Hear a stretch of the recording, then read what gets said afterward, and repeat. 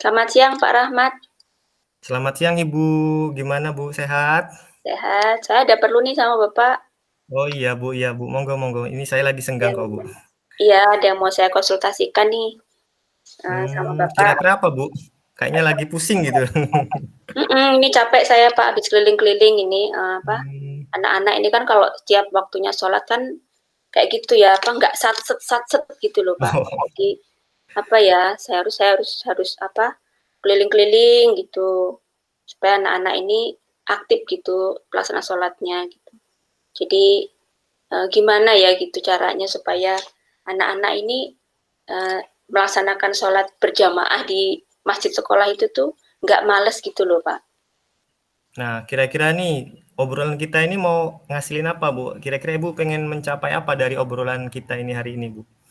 Ya, saya pengennya sih ketika pelaksana sholat dulu berjamaah di masjid itu Mhm, semuanya aktif terlibat gitu, gurunya, muridnya, muridnya itu bisa berjamaah bareng gitu loh Pak dalam satu waktu. Jadi nggak ada yang tertinggal-tinggal gitu. Jadi ya pengennya sih anak-anak dan semua warga sekolah itu semuanya terlibat di pelaksanaan sholat duhur berjamaah karena itu kan termasuk visi misi sekolah kita ya Pak ya. iya, heeh heeh. Nah kalau menurut Ibu ini kendala yang apa mendasar tuh apa sih Bu? Kalau dari kenapa siswa itu kok sholat zuhurnya telat-telat seperti itu? Kalau Mungkin dari anak-anak nih ini sih Pak, apa mereka itu kalau saya tanya sih faktor utamanya sih ya malas. Ada juga yang di rumah memang memang mungkin terbiasa tidak sholat gitu. Jadi mereka merasa terpaksa gitu ketika sholat di masjid, di sholat duhur berjamaah di masjid. Terus ada juga sih alasannya yang mau lapar Bu, mau makan dulu di kantin. Ada juga yang ngantuk Bu, macam-macam sih Pak. oh banyak ya Bu ya? Alasannya sebabnya itu. Nah jadi apa ya? Uh, saya tuh jadi memberikan solusinya kepada mereka tuh juga mau nggak mau harus dipaksa gitu. Oh, kalau menurut Ibu sih kira-kira dari siswa Ibu yang banyak nih, kalau kita rentang nih persentase yang sholat sama yang nggak sholat tuh banyak yang sholat atau yang nggak Bu kira-kira ini? Sebenarnya banyak yang sholat sih Pak, tapi Heeh, yang sedikit itu pun mengganggu gitu. Yang iya, heeh, itu kan dari 800 800-an siswa itu yang harus yang harus digerakkan itu ya kira-kiranya 20% lah Pak. Ya lumayan banyak sih 20%. itu. Banyak berarti ya Bu, kali Banyak. sekian siswa. Iya, jadi apa namanya ya perlu perlu harus ditangani serius gitu. Iya, karena Mm-mm. itu nanti menjalar ke yang lain biasanya kalau sholat itu masalah sholat. Iya, nanti yang Heeh, lain itu nggak sholat kok didiemin gitu kan, kok nggak iya. tindakan begitu Pak. Jadi Kalau apa ya? selama ini upaya yang udah Ibu lakuin kira-kira apa aja, Bu? Dari Ibu Hmm, sendiri tuh ya apa yang gitu. kira-kira udah dilakukan supaya minat sholat siswa itu bertambah, seperti itu? Heeh, kalau selama ini sih sebenarnya sholat yang pertama sih sholat duhur itu kan sudah di absen Pak sebenarnya. Iya, Nggak ada heeh. absennya, cuman anak tuh masih aja kadang absennya nitip gitu, nitip. Oh, Jadi jadinya mereka ngakalin ya, Bu, ya? ngakalin, terus apa namanya? eh Akhirnya saya tambah lagi gimana Mhm, nih ya caranya, terus saya bikin stempel. Jadi mhm, yang supaya hadir gitu loh Pak di masjid. Supaya hadir di masjid, akhirnya saya buat absennya itu bukan cuma absen oleh kan yang absen pengurus rohis, bukan cuma di mhm. absen hadir, tapi juga ada tanda kalau dia hadir di masjid ikut sholat gitu, di berupa stempel. Sebenarnya sudah seperti itu sih Pak. Sudah. Nah, selain selain hambatan tadi nih, Bu, yang siswa nitip sholat atau tadi ini, kira-kira hambatan lain ada nggak, Bu, dari kegiatan yang sholat zuhur itu, Bu? Ada sih Pak, ya selain dari faktor anak-anaknya juga dari guru ini juga apa kurang peduli ya. Nah, Oh, jadi gitu. sebagian sebagian dari rekan-rekan guru itu juga akhirnya kurang peduli dengan pelaksanaan sholat, jadi gurunya ada juga yang nggak melaksanakan sholat berjamaah gitu. Sehingga mungkin itu menjadi menjadi salah satu alasan murid gitu, jadi apa ya, menjadi contoh gitu buat muridnya, guru itu juga nggak sholat di Oh, gitu masjid, ya. saya nggak apa-apa lah nggak sholat di masjid gitu.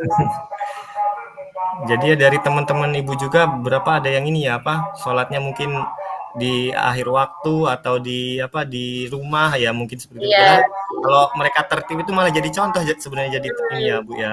Ya sebenarnya rekan-rekan iya itu Pak, sholatnya itu di akhir waktu. Jadi mereka tuh nggak Mhm. bareng sama anak-anak sholatnya. Jadi anak-anak sudah sholat, mereka baru ke masjid gitu. Jadi Gitu. apa itu mungkin menjadi salah satu alasan anak-anak untuk ikutnya bareng sama guru itu aja deh gitu.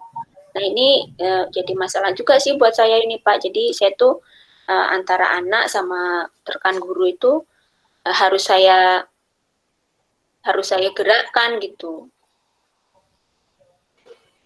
Nah Kalau terus upaya-upaya lain yang kira-kira bisa Ibu lakukan nih supaya menggerakkan siswa mau itu kan termasuk kesadaran diri sendiri sih Bu ya. Nah, iya, iya. bahwa ibadah itu penting. Nah, kira-kira ada nggak sih rencana lain yang mau Ibu lakukan? Nah kalau untuk menumbuhkan kesadaran tuh sebenarnya setiap di pembelajaran agama, setiap saya masuk kelas tuh saya sudah memotivasi sih Pak, motivasi anak-anak ini Mhm. pentingnya sholat, hikmahnya, manfaatnya, kemudian apa akibatnya gitu. Cuman ya karena ini sifatnya abstrak, jadi ya anak-anak itu jadi ya masih pas waktu diingetin iya Bu, besoknya lupa gitu kan. Jadi untuk mengantisipasi itu saya salah satunya ini saya minta tolong sama rekan-rekan guru yang lain untuk mengabsen sholat, absen itu Pak ngecek stempelnya ketika di jam ke-8, jam ke-9, 10. Jam Jadi terakhir guru ya Bu yang ya? masuk di Mhm. jam 9, 10 itu saya minta untuk mengecek anak-anak yang ada stempel sholat atau tidak. Nanti kalau yang nggak ada stempel sholatnya berarti harus diberikan pembinaan gitu. Itu sudah saya sudah saya lakukan. Eh, Alhamdulillah sih lumayan ya apa dari kegiatan itu anak-anak mulai ada peningkatan sih Pak, mulai berkurang itu Iya. yang Iya, mulai heeh. malas-malas itu mulai berkurang, nggak banyak lagi yang tertinggal sholatnya, masih ada tapi nggak sampai 20%. Jadi itu sudah dilakukan. Saya waktu itu berkolaborasi sih dengan guru BK karena guru BK juga punya kepentingan untuk pembinaan anak-anak ini gitu. Iya sih, kalau saya juga sih setuju sih Bu, kalau menurut ide Ibu tadi yang apa, berkolaborasi dengan Hmm, rekan-rekan sejawat ya Bu, termasuk guru BK mm-mm, di jam 9, 10 itu, ya itu ya, sangat bagus sih kalau menurut saya sih Bu. mm-mm. Selain itu kira-kira ada rencana lain Bu? Oh ya, rencananya sih saya kemarin ngobrol-ngobrol nih dengan Oke. beberapa pengurus rohis karena pengurus rohis ini kan juga membantu saya untuk mengawasi teman-temannya ketika sholat. Jadi kemarin sih ngobrol-ngobrol tuh rencananya nanti kita bikin duta sholat ya, duta penggerak sholat gitu, Gitu yang ya Bu ya? yang anggotanya nanti yang diambil dari kelas-kelas itu dan dari pengurus rohis. Jadi pengurus rohis ada, kemudian perwakilan dari kelas itu ada yang nanti dari kelas anak-anak itulah yang menjadi mentor mereka gitu, menjadi penggerak mereka di Leader lah kelasnya. ibaratnya Bu ya? Jadi penggerak di kelasnya. Jadi ketika waktunya sholat mereka yang mungkin kalau dengan teman dengan bahasanya mereka sendiri gitu dengan teman mungkin mungkin anak-anak ini mungkin akan lebih terbuka gitu. Nah, tapi ada juga sih yang masih ngelawan gitu, Pak. Jadi itu ada juga Berarti sih harus yang pelan-pelan Bu? kadang-kadang lawan gitu.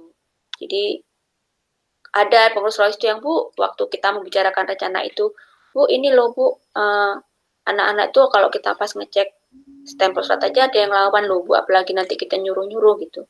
Ya cuman kan belum Mmm, kita coba gitu, nanti kita iya. akan coba dulu gitu dengan cara-cara yang lebih baik. Saya sih rencananya seperti itu Pak Kalau untuk yang setelah apa, rencana yang udah Ibu lakukan ini kan ada beberapa upaya nih tadi ya, Bu, ya. Nah, mm, ukuran keberhasilannya ini kira-kira seperti apa kalau misalnya ide-ide tersebut itu terlaksana, Bu? Dari apa, rencana tadi yang apa, pakai duta uh, sholat, pakai stempel, pakai absensi, harapannya sih begitu. harapannya Mhm. harapannya ketika waktu sholat zuhur tuh sudah tidak ada lagi yang keliaran di kelas tuh kosong ya kecuali memang anak-anak yang perempuan yang wanita Berhalangan yang ya, Bu, ya? baik gitu. Jadi Iya. anak-anak yang haid itu tidak tidak ikut sholat kan. Tapi kan jelas berarti anak-anak perempuan aja. Karena yang bandel-bandel tuh ya memang kebanyakan sih dari anak laki, Pak, anak murid laki. Kalau murid perempuan tuh, nah untuk menangani anak-anak yang kadang-kadang, anak perempuan yang kadang-kadang ikut bandel nih, nggak sholat Iya.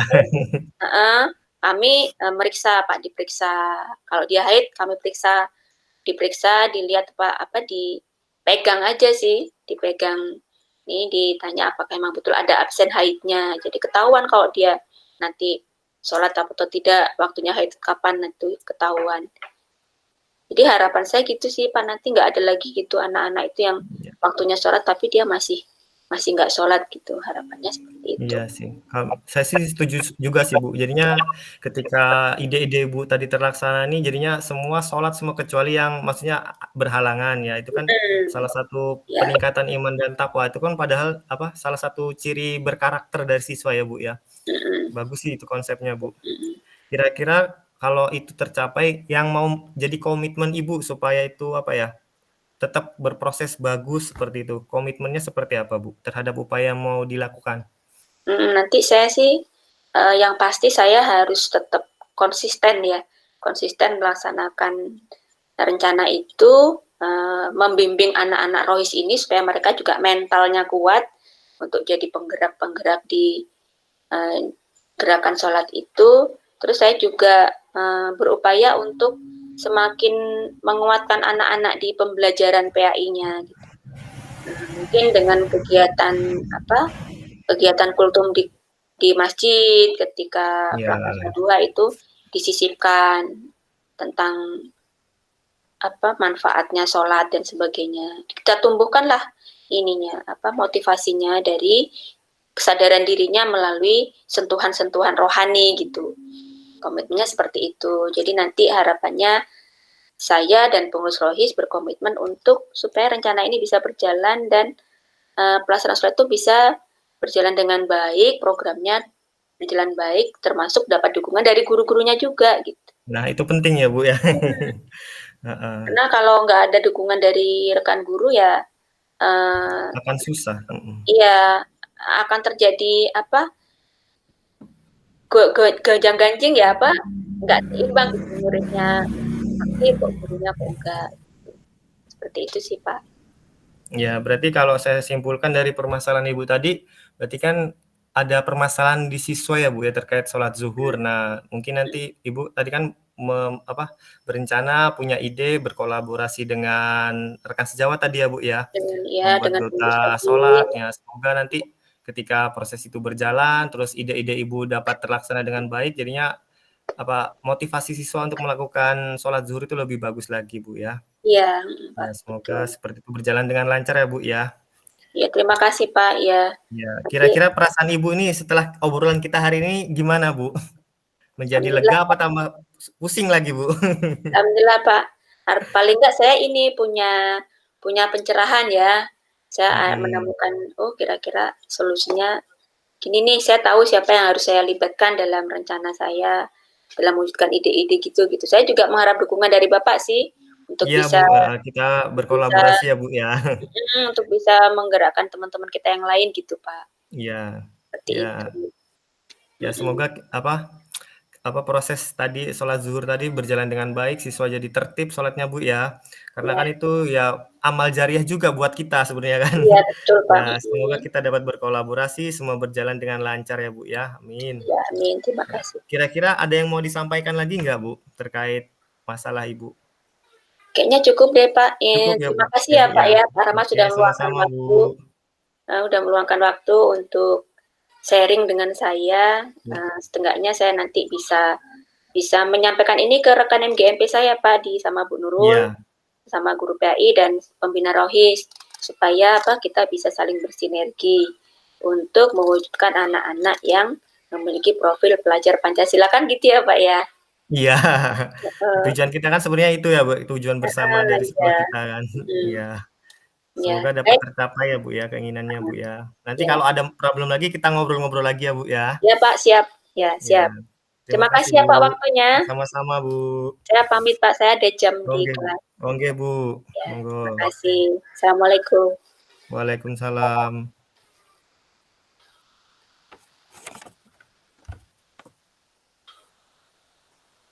Alhamdulillah pas. Pas kayaknya Bu, 53. Pas 15 menit ya. Lembar refleksi diri.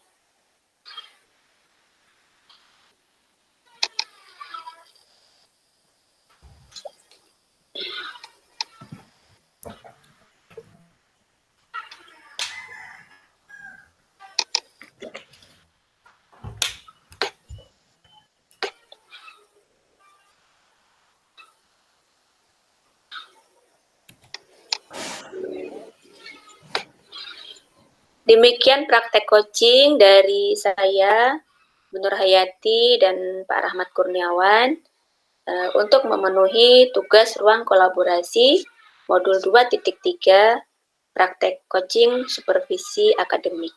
Terima kasih.